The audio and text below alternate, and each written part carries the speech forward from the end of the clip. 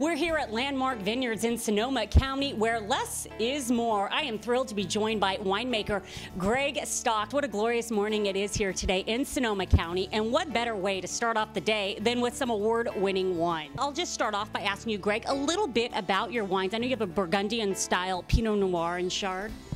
Right. We're a little bit unusual in that we're located here in the Sonoma Valley, but we really concentrate on Burgundian varietals, which do well out closer to the coast and down in Carneros. And for anyone at home that might not know what Burgundian wines, Pinots and Chards mean, what does that mean exactly? I think they're a little earthier and a little bit more subtle in their flavor profile, where they should be meshed a little bit more than what you think of as a California sort of very fruit-forward, in-your-face style of wine. So a little less in your face, a little more subtle. I'd like to be a little more subtle. I've been told I'm a little more in your face, so I'm going to work on being a little more Burgundian in style.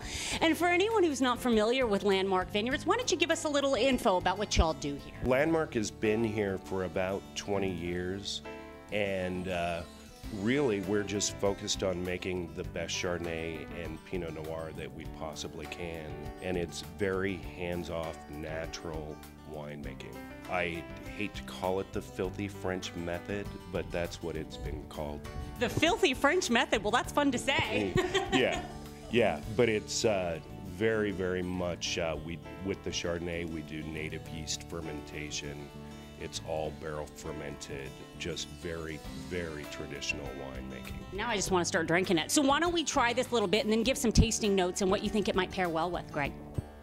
Well, I know it pairs well with Dungeness crab because I actually had the 09 overlook last night with crab that I cooked myself. Jeez, Greg, can we come over to your place? Dungeness crab on a Tuesday? Yeah. And let's move on to the Pinot Noir. I do think that Pinot is the most versatile wine there is as far as food pairing goes. I get some forest floor and cherry. And when I say forest floor, sort of like a fresh, clean summer day when you're walking in the forest and you kick up some leaves. You've been doing this a while, haven't you? Those are really good descriptors. Little bit of strawberry, a little bit of what I call iodine. I don't know if anyone's old enough to remember what iodine smells like. I'm not going to say if I'm old. Sure. I remember what iodine smells. Your mom put it on a cut or something. Right. I feel kind of honored because I'm drinking a Washington-worthy wine. Tell us a little bit about your presidential connection. We've been poured at the White House really since the Reagan administration, and it's really, you know, once or twice a year, and it's really quite an honor. So let me get this straight. You got Reagan drinking your wines and Obama? And Obama. If this wine isn't for anyone, I don't know what wine is, huh? And I guess Obama's a big wine guy. We've got to love some bipartisan wine. You've been doing this for quite some time. What do you love about wine and winemaking?